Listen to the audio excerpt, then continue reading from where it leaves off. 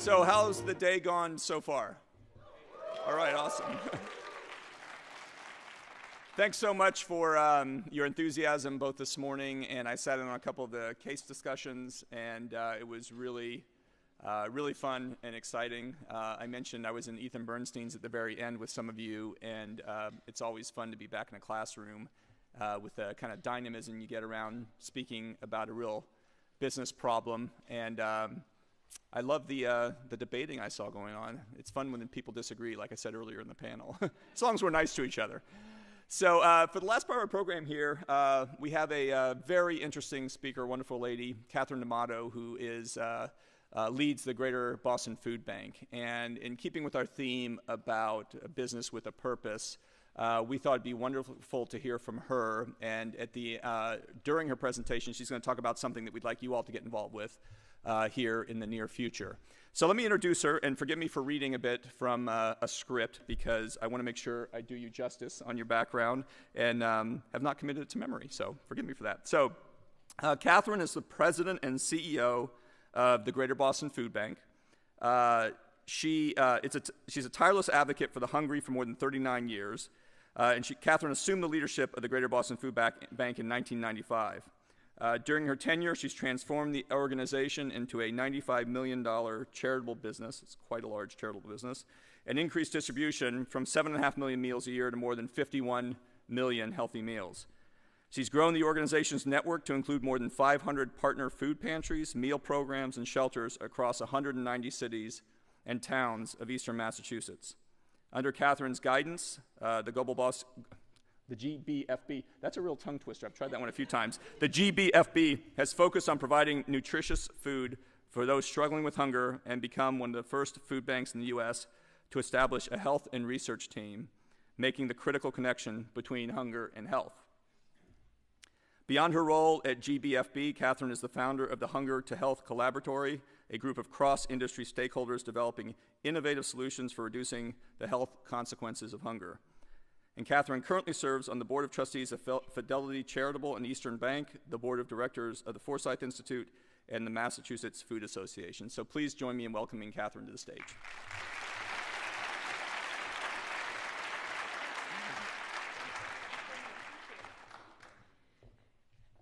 I first want to say that for all of those that took their picture at the podium, it's going to look like there are like 50 speakers at this conference on Instagram. So I hope you'll post it, and that you were awesome, and it was well received, and that you are now on a speaking circuit somewhere. But that was a pleasure for me to watch. I was just like, oh, they're sending this home. They're sending it on Instagram. But I want to just thank you for having me here today. We're not going to do a Q&A as part of this, but I'll be available afterwards, and I'll join you for a little while at your reception should you have specific questions for me. Let me start by just saying, I know that you come from across the world communities, and that I may not be able to address all of the global issues and into the United States and then into Boston. But from the purposes of this discussion, just trying to bring you to a larger, big picture down into what does Boston look like, and then at the end to really challenge you. So when we think about the United States, let me start with this. Over 600 candidates have filed papers to run for President of the United States. And you heard me right. Over 600 people have filed papers to run for President of the United States in 2020. But only a small handful of them are prominent that we get to see. And now that Biden's in, it's 601. But I assure you that there is one issue that none of them, and I mean none of them, has discussed to our knowledge. And that issue is hunger. So as the attention starts to coalesce around 2020, we at the Greater Boston Food Bank have committed to another type of campaign. So we aim to make Massachusetts hunger-free by 2028. So let's paint an intimate picture of what I would deem as a very terrible epidemic. And believe me, it's not, quote, someone else's problem, end quote. This silent, invisible killer has two very clear, substantiated parents. That's poverty and indifference. So hunger is agnostic. It has no political party. It is certainly not a recent phenomenon. It has afflicted humanity for as long as our species has breathed air on this planet. Here are some very sobering statistics. 820 million people go to bed hungry every night in the world. That's 1 in 10. The World Health Organization calls this the greatest threat to public health. It ranks number 2 on the United Nations list of 17 global development goals to further dignity, peace, and prosperity. So imagine this. People in poverty tend to spend 60 to 80% of their time and their income on food. And their plight is getting worse with climate change. Half of the poor grow their own food. So things like weather shocks, like droughts and floods, can wipe out their crops. Most people have deep misconceptions about hunger. They think it is a painful yearning for a meal. Now, that is surely part of it, but not all of it. Yet in the United States, hunger is an urgent and immediate issue. So here in the US, 42 million people are affected by hunger. That's 1 in 8. And broadly defined, you'll often hear this term food security or food insecurity. And you hear it broadly across the globe as well. And it is a rising issue relative to the determinants of health.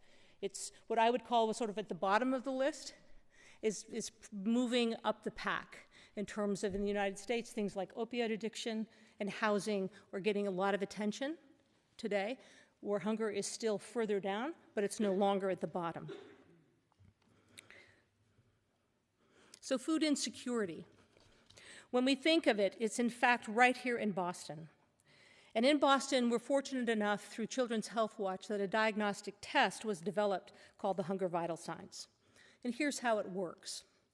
If a person answers often or sometimes to either of these 2 questions, they are deemed to be food insecure. And here are the 2 questions. And you can answer this within your own mind and your own self, because it's a very common reality. Within the past 12 months, did you worry whether your food would run out before you got money to buy more? Or, within the past 12 months, did the food you bought just not last and you did not have enough money to get more? So remember, if you answer often or sometimes to either question, that meets the threshold of food insecurity, which means you do not know where your next meal is coming from. So we often think of Massachusetts as an affluent state, but the statistics here are sobering. We're sitting at Harvard. There are people in our state, over 700,000, that do not know where their next meal is coming from. They are indeed food insecure. And in Massachusetts, and again, not sure, this is really Eastern Mass and specifically the Boston area.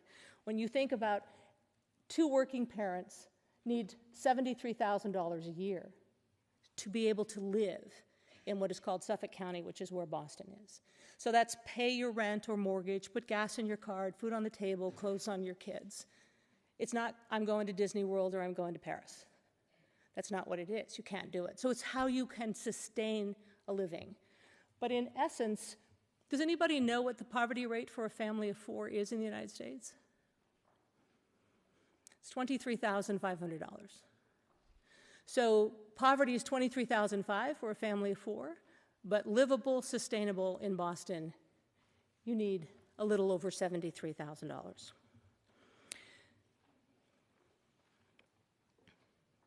Hunger affects about 1 in 10 of Massachusetts residents, but 1 in 8 are children.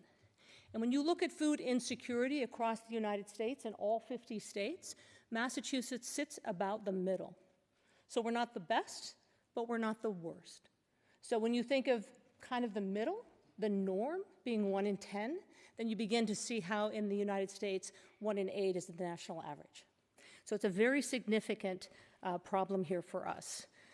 And 1/3 of those food insecure in this state are ineligible. I'm going to clarify again. They are ineligible for SNAP, which is the fancy name for food stamps.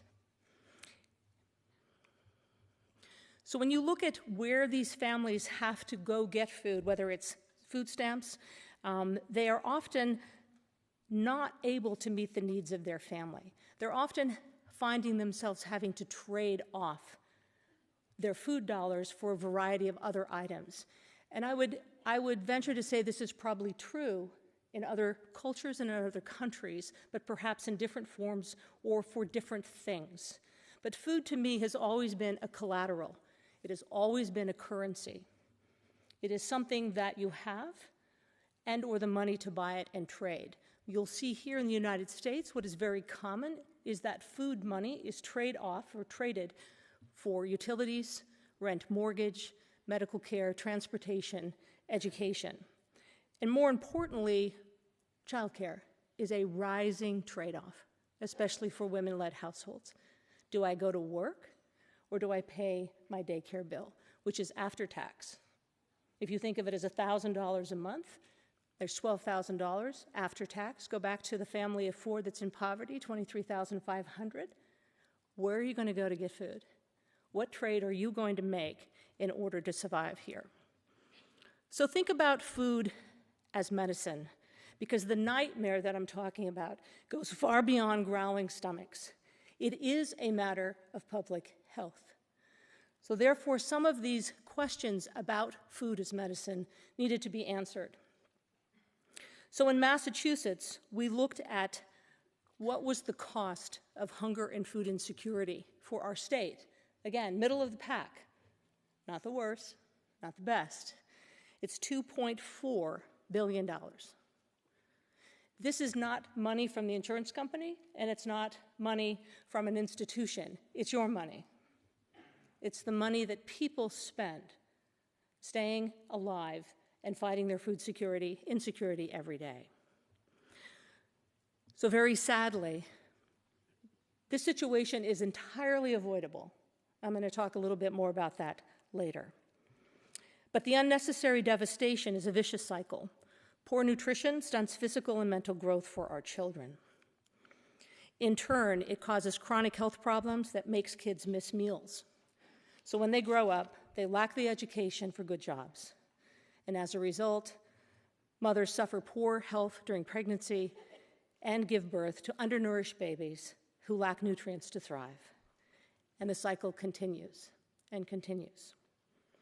These public health consequences add up. This $2.4 billion in Massachusetts alone. This is a huge number. We are a small state. But we are the only state that has done this study.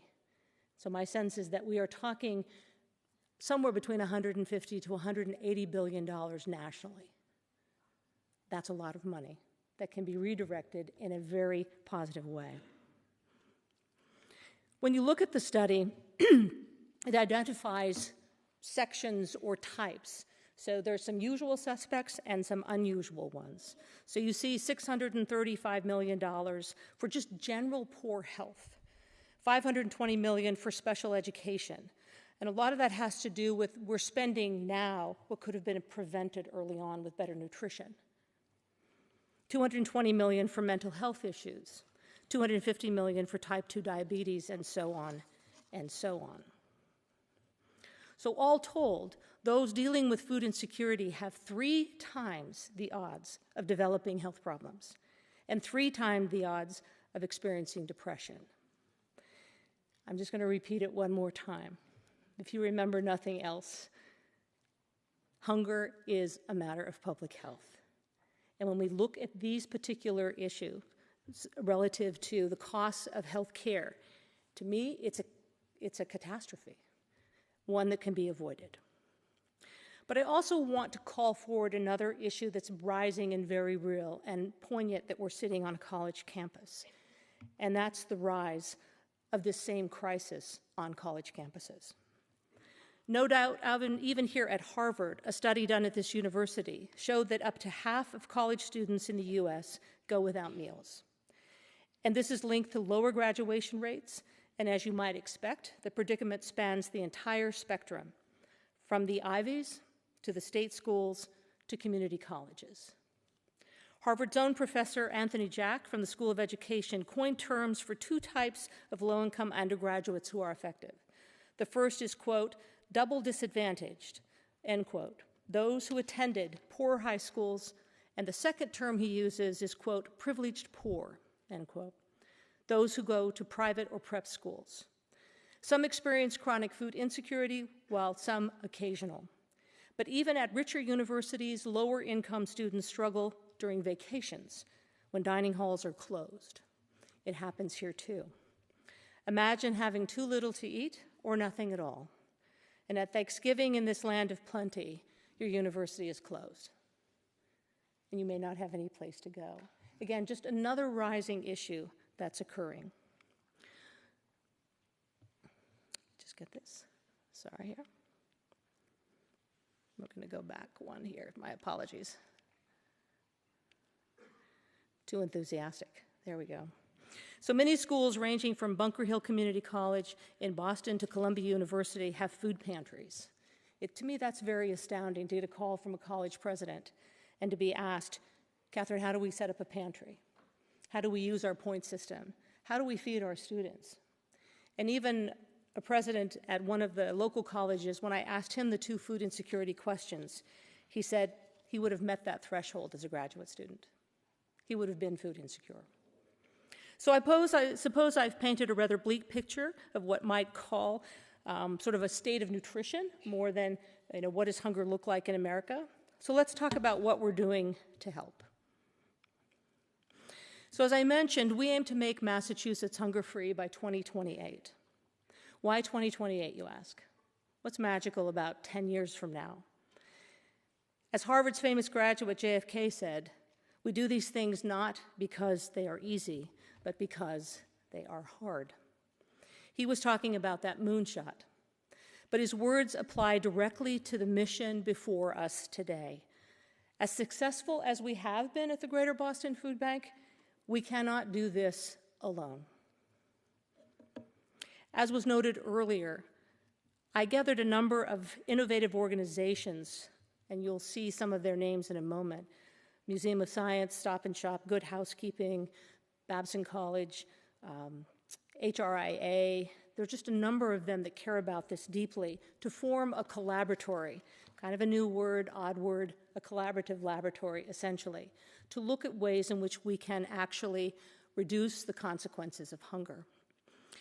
And so our mission is to reduce the consequence and to really think about what are those steps, whether they be state policy, federal policy, local, regional, et cetera, that can cause and affect change in a systematic truth. Not just once, but how do you get it to be forever?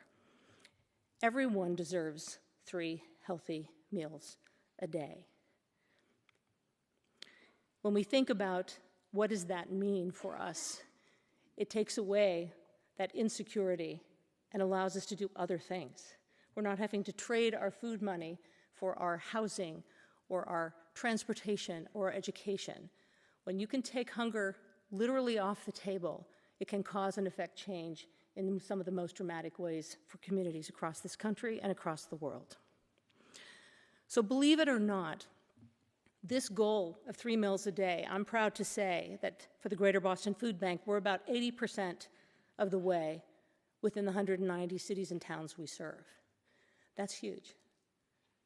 But the irony is you still have hunger, even in those cities and towns that have the equivalent of access to food equaling 3 meals a day.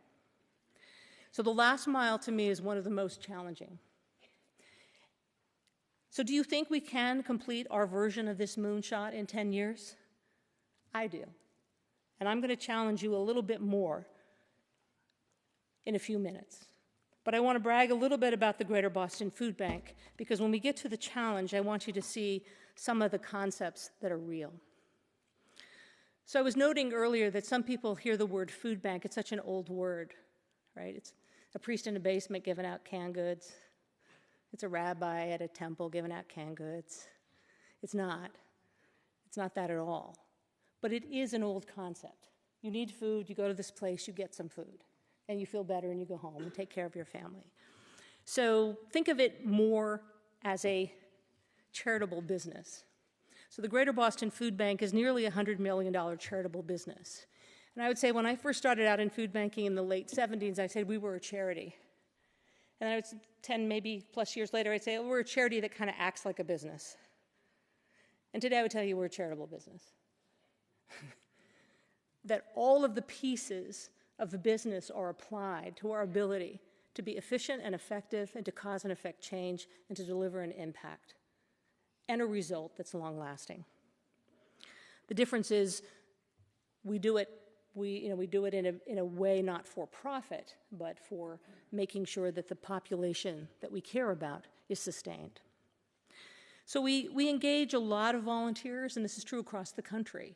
If you took all of those food banks within the Feeding America system, you'd probably have a $4 to $5 trillion entity across the country. And we serve shelters, schools, meals programs, pantries, any entity that's a federally tax-exempt nonprofit that's serving food or giving food away. And there is also there's a global food banking movement as well. So from the countries that you represent, it's likely that you have something that looks or feels like a food bank in your country or in a city of your country as well. A lot of it depends on the government structure. So Canada, for example, has no tax incentive. The United States does. So you might have different reasons why those foods are given. But the key is that we're here to serve anyone who's hungry, an elder to a child. It doesn't matter. Again, it's agnostic. It's non-discriminatory. It touches everyone. This is a little bit of small type, I apologize. But we distribute the equivalent of 50 million meals or healthy meals. We often work in an old measurement called pounds. It's just this odd thing for our business, and a meal is 1.2 pounds. So today we're really measuring the content of that meal. A pound of spinach looks very different than a pound of chicken. They're very different. What is better for you? What is more important? We follow strict guidelines regarding what we purchase and what we accept as a donation. So we've always been a leader in the nutrition space, which is excellent. We have registered dietitians, which I'm pleased, and most recently we've also hired an MD and an epidemiologist and some research folks that help us really understand the impact of hunger on your health and to understand what is happening. And as I noted earlier, those social determinants of health are over 40 years old, but food insecurity has been one of them and is getting talked about much, much more. Some of the things that are different today, and I'll show you a slide here in a moment, is that over 30% of the items we distribute now are fresh fruits and vegetables. And then proteins. The top 3 items that agencies, therefore families, are seeking are proteins, produce, and dairy. I built a $35 million facility over 10 years ago based on trend data. Thank you to A.T. Kearney. But that trend data had dry goods as the primary item. So I have a warehouse today, 10 years later, that should have been built the opposite way. So in 10 years, the dry space should be smaller than the refrigerated. But the trend data said it's dry. Fooled me. But that's part of where you have to have the elasticity to be able to change. So it's going to take us $1 million or more later to expand that refrigeration, because today it's protein, which is predominantly fresh or frozen, produce, and then dairy, and then a canned good. It has changed dramatically. So this is a massive operation, yet surprisingly has not ended hunger. It has helped people improve their lives, and it will continue to do so. But it has yet to guarantee food security for everyone. I've learned a lot along my journey, and I've been able to do a lot of firsts in my life. As I noted, we were the first food bank to focus on nutrition, the first to hire a medical doctor, the first to do a study that says health matters, and we can make a difference if we can address this person's hunger to impact their health. Yet I will tell you it's still not enough. So you may be wondering, or you may not, but I hope you're wondering what you can do. And the answer is a great deal. First, I would say fight inertia and complacency. No matter whether hunger is your issue or it's something else, it doesn't matter to me. What matters is that you fight inertia and complacency. The second is that I would ask you not to be indifferent. Don't just sit there. Have an opinion. Have a point of view. Raise your voice. Speak up. Fight for something. Again, it doesn't matter to me what it is you're fighting for. It matters that you don't sit on the sideline. And the third thing I would ask you to do is to act, to do. Obviously, the opposite of being indifferent, but it matters. And as I was looking earlier, watching you come in, generationally, I'm at the end of my career. Right? I grew up in the 60s and the 70s, and I'm going to tell you a little bit about that. But you're at a different time and a different inflection point in whatever that country, city, town, neighborhood, community that you want to either go back to, live in, or can make a difference in. So talk to leaders. There are things you can do. You can talk to leaders about hunger and food waste. You had a panel on it today for those of you that went. You can remind them that food insecure people live within the four walls of your company or your government or your college. You can identify ways. Here's a beautiful picture here of what is called the Connecticut River Valley of Western Massachusetts, one of the most beautiful places in the world. Hadley Loam is a number 3 loam in the world. Not the United States, the world. It's incredibly productive as a soil. So throughout the world, farmers are losing their land. You can fight for clean water if that is the issue for you. You can fight for fresh water, which has become a very precious commodity. Another idea that you can do is to fight for climate change. It's one of these issues that is front and center, but it makes a very big difference in our access to food and food systems and supplies around the world. You can do a number of things by forging grassroots partnerships and advocating and just keeping that voice strong. You can advocate for minimum wage overall. Having enough money to buy your food is critically important, but bear in mind that those who work in restaurants or farms receive some of the lowest pay in our country, despite their vital roles. And you can always write to your local news or go to your Capitol Hill or go to your legislature and fight for something. It doesn't take much to write an email or send a text or make a phone call, but I assure you legislators track every single one of those. It does matter. So I would ask you to be sure that you get involved in doing something. We need to make it easier for people to access food and to have it be a norm, to literally take it off the table as an issue, to ensure that people have what they need and to give them the help that they so desire. So I'm here today to challenge you to come up with some ideas and strategies to assist GBFB to achieve a hunger-free Massachusetts.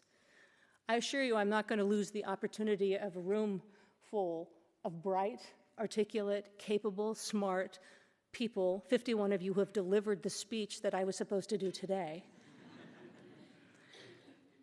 that you have something to say, and that you have a point of view, and that you have a perspective that I haven't thought about, or that the folks that I've worked with for years have not thought about. But before I challenge you, I want to tell you a little bit about myself. So I suppose you could say that that food was always in my blood. So my grandparents immigrated from Italy and settled in Colorado. And my grandfather bought the rockiest soil farm God ever made. And it was just rocky and dirty and awful, but they made a living off of it. And to them, it was a proud point, and it was a place we went to every summer. So he would always say to me that we use every bit of the pig but the squeal. I didn't quite understand that as a child, but I do today. And I also know that the things I ate as a child I will never, ever eat again. Things like head cheese and blood sausage, those kinds of things that when you grow up on a farm or around, you are using it all. But for me, that was the beginning of being a recycler, of maximizing the waste, of using it. So later we moved to Northern California. My family was working class. My dad was a teamster and drove a bread truck for Continental Baking Company. But when I was 8, my parents opened a restaurant. And as we made the transition into middle class, as good Catholics that my father and mother were, we offered free meals to the priests and nuns who came through the front door. And that was a time, again, culturally and age-wise, you used to be able to tell it was a nun or a priest because they were in clerical garb. But in America today, that's not so much the case. But if you spotted them, they were to be, their meal check was to be picked up and simply said, management's taking care of you. You're all set. But the other lesson was that we were also taught that if a beggar showed up at the back door to work in exchange for food, that they were to be brought in, set down, and fed. They ate in the same dining room. They received the same courtesies.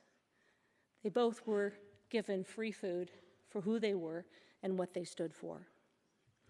So my parents' compassion did motivate me. And at the time, that motivation was moving to San Francisco to study theology because it was at the time where social justice was where I could get my hands around it. Now, when I think about your generations in this room, you may not know what was happening in San Francisco in 1970s.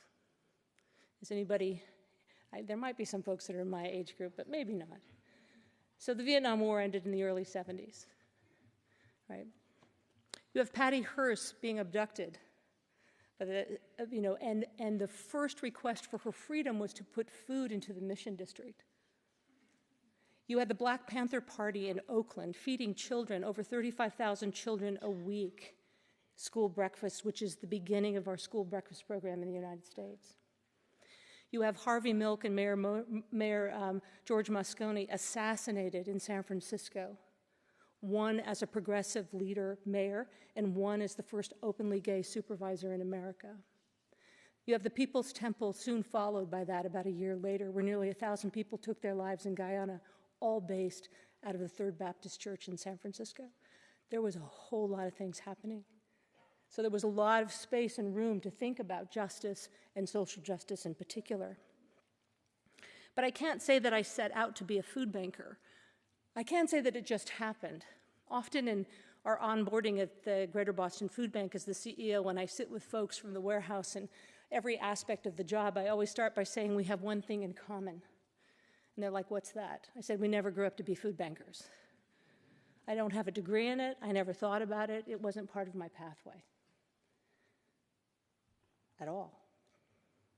So I was working as a church secretary and running a tiny food cupboard in San Francisco while I went to school. But the community organizer in me said, there are 11 churches all with their little food cupboards. This is stupid. We have to do something better. So I wrote a grant, got $10,000, which seemed like a lot of money at the time, and created one program that could have deeper impact where we could talk to people and say, why are you hungry? What's going on in your life? How can we be helpful? And that program goes on today. But that led me to the question of asking my colleagues in these other pantries of, where do you get your food? And they consistently said, I get it from my local food bank. And I'm like, what's a food bank? Oh, it's a place we go to get things because they have a lot of it. So fortunately for me, I was able to start the San Francisco Food Bank in 1979. I was 12. That's a joke. But I was young. And so I've been in an executive director role for a long time.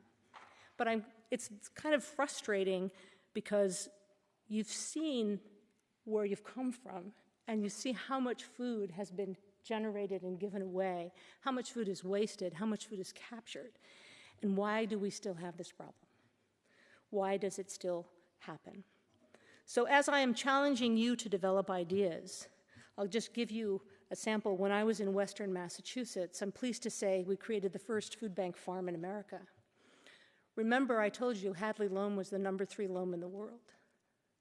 Number 3 loam in the world. So in 1991, we bought this land, and I borrowed money from someone who put it in a bank and gave me a 2% spread over a 10-year loan and trusted that I could pay him back. We paid him back in 3 years. This farm still happens. It's the largest community-supported agriculture in Massachusetts. It's about 600 families. But the food goes to the food bank as well as to the families. But it's an example of what I want you to think about. It's an example of what I want you to do by bringing your own experience and possible solutions to this matter called hunger. In so many ways, I want to say to you, I'm still that little 8-year-old girl who wants everyone to come through the front door of the restaurant. I want everyone, regardless of their ability to pay, to have enough food, because that's where it began. But people do ask me often, what frustrates you most? And as I noted, it's hunger is a solvable problem. We do not have the political will, though, to solve it. We certainly know how to grow it. We certainly know how to store it. We certainly know how to transport food, prepare food, and of course, consume food. We also know that the system has to change. This photograph was food being given out at the Greater Boston Food Bank in the early 90s. And you'll see that it's banana boxes full of canned goods. This is sort of what I was relating to earlier. Here's what food looks like today. It's fresh. It's healthy. It has good calories behind it. So what is old is new again. And pantries very much look like this today. They have choices. They have variety. They almost look like grocery stores today, which is pretty phenomenal. Simply put, we need to give people consistent access to high-quality, nutritious food. This doesn't require This does not require groundbreaking innovation. There's no complicated science or chemistry, and there's no deep research needed. There's a solution. It's called food. There's a solution. This is much more an issue of access, of where the food is and how to get the food from point A to point B. All we have to do is share it, and all we have to do is get it to the people who need it. But making Massachusetts hunger-free is a much more daunting task. Everyone has a role in ending hunger, and so do you. So I'm going to challenge you to create strategies to support the 3 pillars of our hunger-free Massachusetts by 2028. So those 3 strategies are listed to the bottom right. So they're building the capacity of our network, access to nutritious food, and of course, research and policy, because policy will sustain what you have to offer. Here is your challenge: to develop an innovative, cost-effective, scalable way for pantries to deliver their food to those who need it. We need your help to strategize how we can increase access to nutritious food by meeting those in need where they are, and outline how the solution might help end hunger in each community. And each community might be different. The answer for one is not necessarily the answer for all, yet increased access is consistent. But there could be cultural differences, there could be transportation differences. Drones could be accepted in this community, but not that community.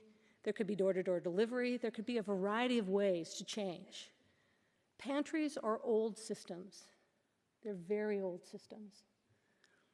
If you think about, you'd have to have them operating 5 to 6 days a week in every community. 52% of our pantries in America are run by volunteers. There's no paid staff. But I'm sure that you have an idea. So some of the next steps are to use the community website to organize your event and gather as a chapter to brainstorm and develop a solution that is both scalable and cost-effective. We're going to ask you to create a presentation that outlines how this solution could impact Greater Boston Food Bank and the communities we serve. We're going to ask you to submit that solution via email by I think it's July 12th.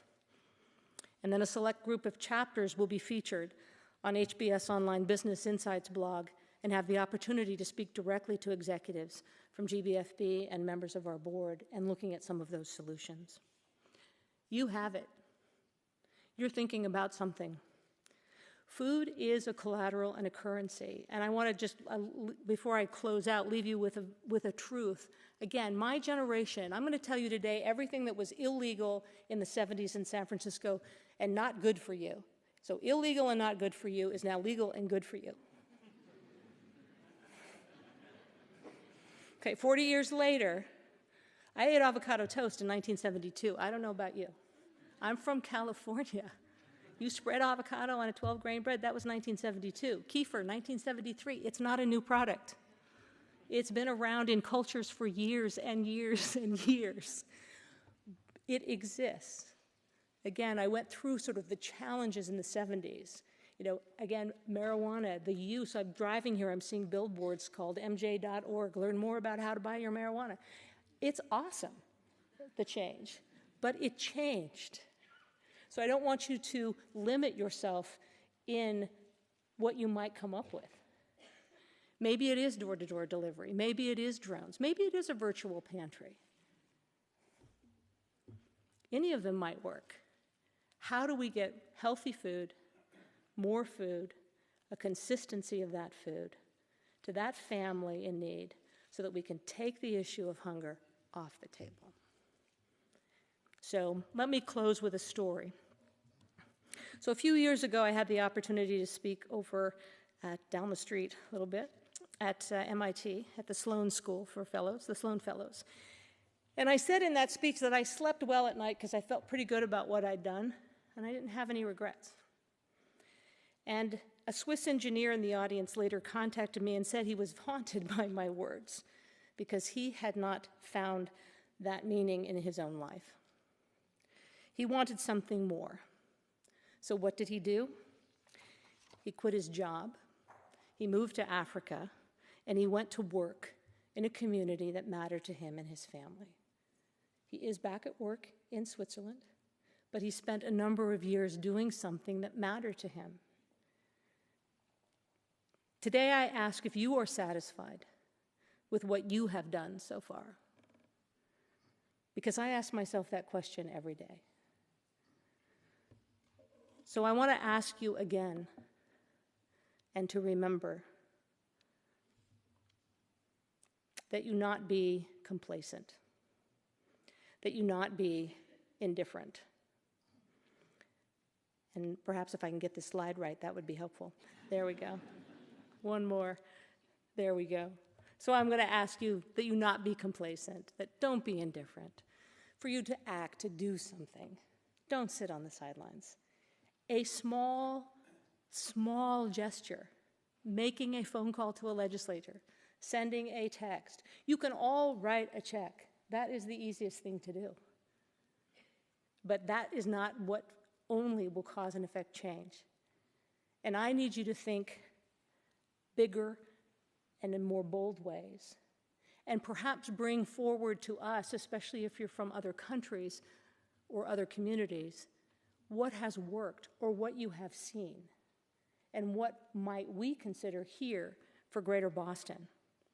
So those bold and new ways are going to help us solve this problem.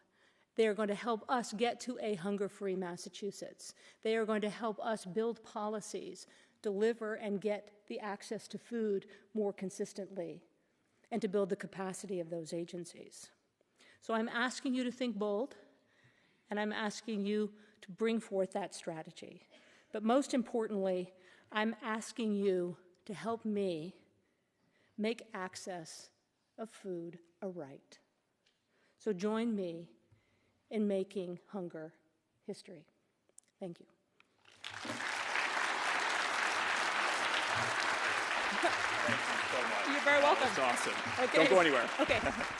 So, first of all, we have a gift for you, so thank you very much. Is it a mug, like with online? I don't know what it is. Hopefully it's not dry goods. Protein. As you were speaking, one thing that occurred to me is I have 2 children. One's 19 and one's 22. Oh, good for you. And like a lot of young people, they use the word literally incorrectly and all the time. Yes. And many of you could probably relate to this. I hear, I'm literally starving. I'm literally starving, Yes. Dad. And I remember saying to my daughter once, not only are you not literally starving, you have literally never been hungry. Yes. And so I wish she could have been here to hear this, in all seriousness, because I do think that for those of us who have been fortunate enough, and if you're here, you probably have been fortunate enough to live most of your life, where hunger, at least for you, was not as much of a problem as for others. So this is a great opportunity. I do want to repeat some words that Catherine said about what we're going to do. So the community chapter is going to be tasked with developing a solution for delivery of food, distribution of food through food pantries. The chapter organizers are going to facilitate meetups in your cities so you can brainstorm and craft solutions for Greater Boston Food Bank. And by the way, I'm assuming you won't have a problem with this. Keep in mind, anything that you come up with is likely going to be usable in your own community. Exactly. So we have a touchstone in GBFB to actually do the work. But my hope is that any work you do will be valuable to people in your own neighborhood. And then a select group of chapters will be featured on the HBS Online Insights blog, as Catherine mentioned. And one thing that she did mention was you'll get the opportunity to speak directly. Some will get the opportunity to speak directly with people from the leaders of the Greater Boston Food Bank. But I wanted to specify the cool thing about that is we're going to do it through HBX Live, our virtual classroom for those who've experienced. So it won't matter where you are in the world. You get to interact live in a conversation with the leaders of GBFB. We're going to be sending more information to the community within the week. So stay tuned, and you'll be learning more. So once more, thank you very much, Catherine. Thank you so much.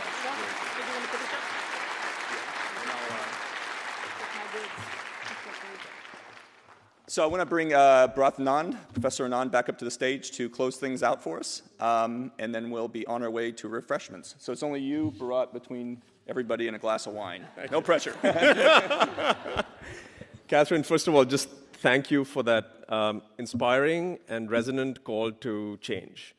And I think, as Patrick said, in a sense, this request for ideas is completely consistent with the learning model that we created at HBS Online. So in some sense, this is really a way to think about a coordinated effort for ideas. And as Patrick said, every small one can matter. When you were speaking, it reminded me of, I don't know who said this, but someone said, there is no greater power for change than when a community discovers what it cares about. And so I think it's really up to us to discover what we care about. So thank you again. We are nearly at the end of the day, and I hope it was a good day. Yeah? Can I, just to make sure, call on the 3 Australians? Where are you in the audience? Tell us, how was your day? What was the best moment of the day?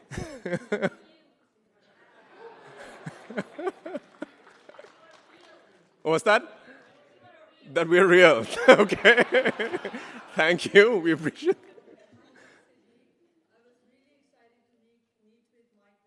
Yeah. Yeah.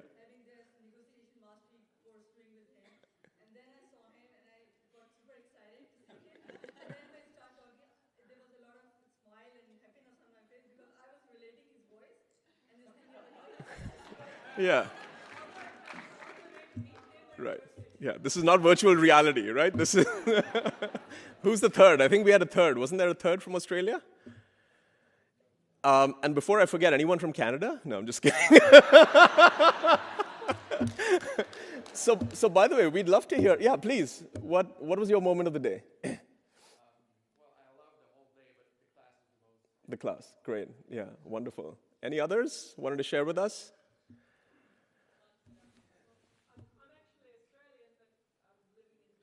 Great.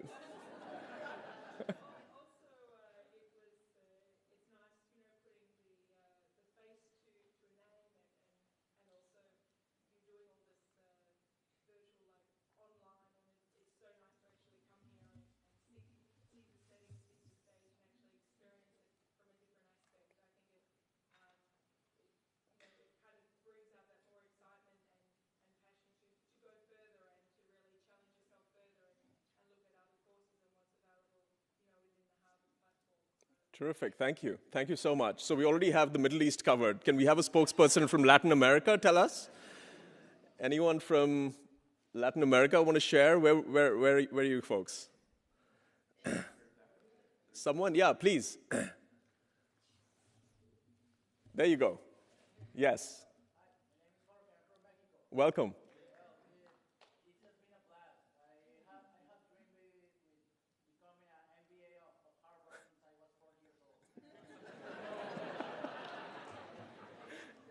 You're just slightly older than that now.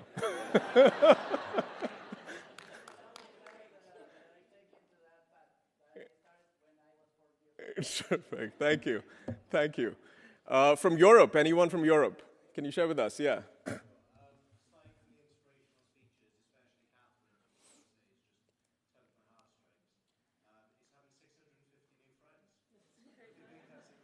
Terrific. Thank you. Wonderful. Asia? Yes, please. I started up Tokyo chapters Yeah. and founder and organizers, and I never see the culture so much. Today I found it. You started the Tokyo chapter. Yeah. Congratulations, by the way. But, Thank you. so I really appreciate it. Today is very important for us. Thank you. Thank you. Thank you. Africa? Anyone from, yeah, please. Madagascar. Yes, I'm from Madagascar. It is very far from here, 17 hours by flight. So I'm very happy to be here. It's like a dream come true to be here in Harvard and to meet you. And thank you for this very special day. Terrific. Thank you so much. And last but not least, anyone from the US? Go ahead. Coming from Dallas, wow, I can sound more Texan. Don't ask me about the nuclear policies of Iraq. But yeah, coming from Dallas, been here since Wednesday, and I know we have a couple other Americans somewhere. About 400. But yeah, I think for us being from the U.S., growing up obviously about Harvard this, Harvard that, and they come here and be like, oh, okay, so this is Harvard. It's pretty cool. It's just coming out here, seeing what things are like, and being able to see, oh, here's all our friends. There's someone from Germany helped me get through core. Or actually, someone from Germany, so I would wake up early for them, and then someone from Australia, so I would stay up late for them, and then there was someone who was in San Diego at the time, and we would work through the night. But That's great. I'm glad you got through core. Thank you. One more, just behind you, I think. Yeah. Yeah. I've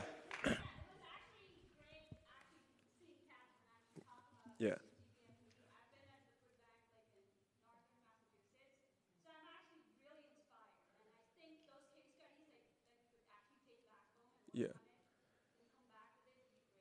So Yeah. thanks for that. Thank you. This is a case study, but this is a real living case study. So, yeah. If you apply whatever you've learned so far Yeah. and then come up with new ideas Yeah. and concepts, that would be great. Thank you. One more. Quick question. Is there any other event that's going to come up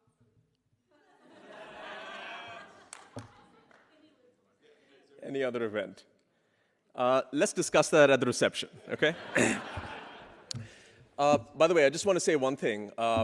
This event today would not have been possible without a whole bunch of staff who helped organize it for the last 3 months. And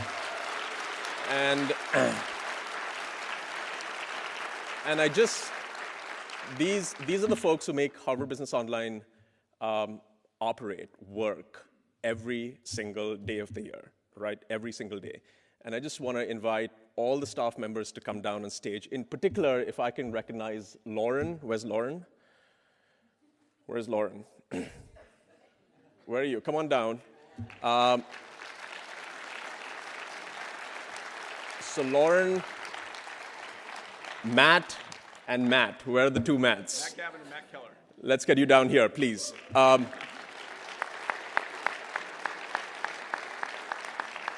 So they have been working for months to literally have every detail of the day organized. So thank you all so much. And if I can invite just everyone from the Harvard Business School online staff to come down on stage as well, so we can just give an appreciation to them. Thank you.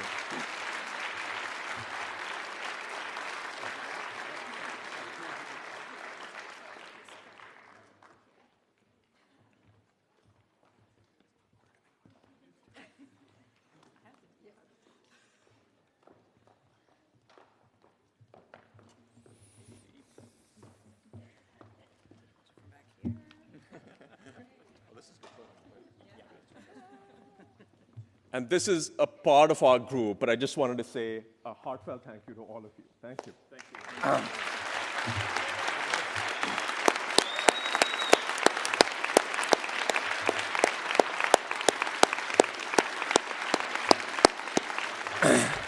Thank you all. That's the end of the formal day's events. We'll have the reception in Spangler and look forward to seeing you there. Thank you all so much.